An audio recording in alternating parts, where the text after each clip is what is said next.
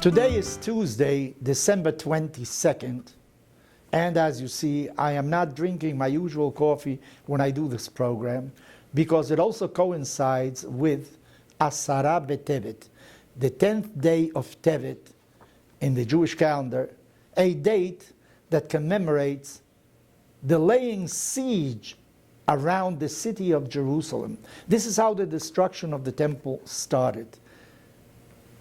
There was a military circle established around Jerusalem that didn't permit anybody to come in or to leave the city. 18 months, a year and a half later, the Beit HaMikdash would be destroyed on the 9th of Av. So today is a day of fasting in the Jewish calendar. And this is what I say, therefore, I am not drinking any coffee. There were two other events that happened on this date, according to Jewish tradition.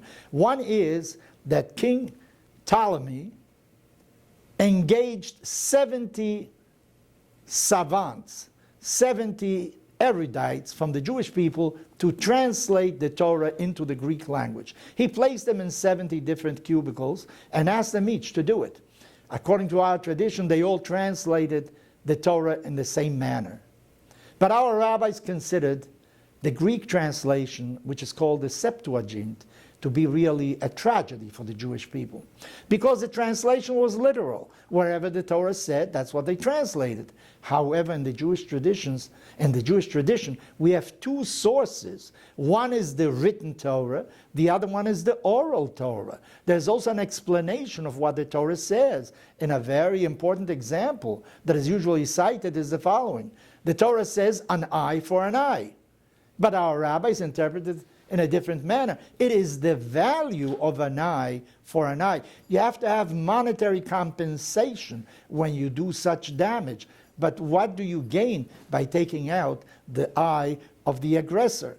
Best would be to do something for the one that lost his eye. So that is why our rabbis felt that the translation is really not true to the spirit of the Torah.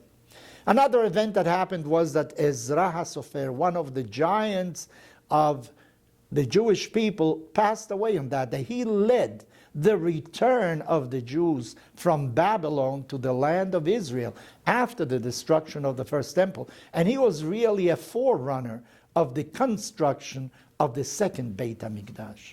Why were the two Batei Mikdash destroyed? Our rabbis say the first one because there was a lot of idolatry among many other things still going on in the Jewish people. And the second Beit HaMikdash because of gratuitous hate of one person to the other for no reason at all. In other words, we human beings didn't behave the way we should have. So this is why the Batei Mikdash were destroyed, and Asara B'Tevet is the beginning of that period of destruction, of what our rabbis call Hester Panim. God hides.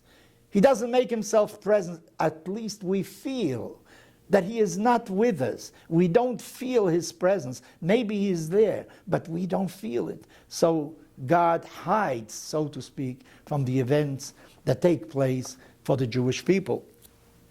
But a very old tradition in the Midrash says that the very same moment that the Beit HaMikdash was destroyed, Mashiach was born.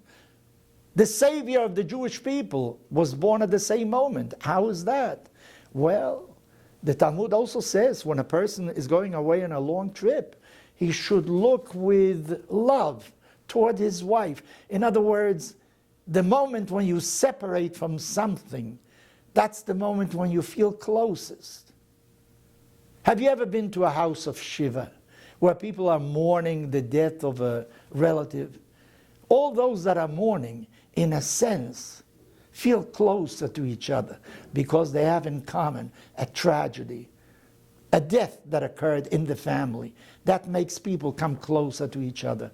So the destruction of the Beit HaMikdash brought us closer in a certain sense. The Mashiach was born on that day. I remember reading about a man that was sentenced for 6 more months of life. That's what his doctors told him. You don't have any more to live. He was then relating to people that were around him. You know, I never lived as intensely as during these 6 months. When I would inhale the aroma of a flower, it would invade me totally, because I knew maybe tomorrow, in a few weeks, I will no longer be able to do that. Every note of a musical composition penetrated deeper into his self, because he felt maybe he won't hear that again. So that moments of difficulty actually bring us together. When there is chaos, when there isn't order. And you know, maybe that is part of the universe. This is what many scientists say, that order is the exception. Disorder is really the order of the universe. And we are going toward disorder. This is maybe why our rabbis say, HaMechadesh betuvo bechol yom tamid. God renews creation every day, because if he weren't to do that, the universe would just go into disorder and would just come apart. So, Asara B'Tevet and the other days that remind us of the destruction of the Beit HaMikdash are days when we should really feel closer together. You know, the synagogue is really a product of the destruction of the Beit HaMikdash. It may have existed before, but it never flourished as after the destruction of the Beit HaMikdash, when we realized that we no longer have the house of God among us. And yet the synagogue, you know, can be any place. There's no specific architecture or what have you, but we feel closer one to another. I remember a publicity piece of Keren HaYesod. That's an institution that asks for help for the building of Medinat Israel, of the State of Israel. What did you see in that publicity? You saw a little boat that was actually made with a piece of paper, you know, folding it in different ways, and a little boat appears, and it's navigating over the sea. What was the caption under it? The caption said, "We are all in the same boat." It may be a boat of paper, maybe a large boat, it may be a ship, but we are all in the same boat. And I think that moments of tragedy, moments of destruction, bring us together, because we realize we are really in the same boat.